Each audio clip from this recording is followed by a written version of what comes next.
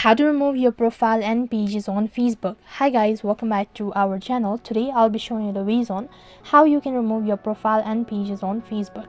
In order to do this procedure, first thing first, update your application, log in into your Facebook account.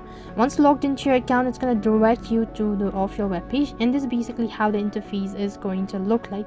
Right on this page, tap the try bar icon from the top right hand side corner, go to settings. And while you're on the settings and privacy page, it's going to show you multiple options.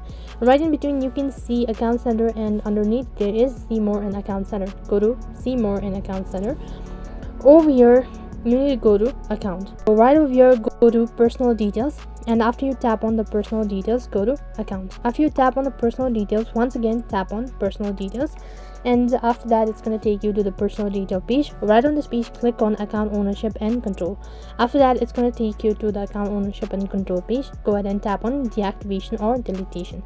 Remove your profile and pages on Facebook. You need to select the account that you wish to do it, and you need to tap on the delete account button since you want to remove it. If you want to do it permanently, then tap on delete account, or if you only want to do it for a certain period of time or for a temporary period of time, tap on deactivation.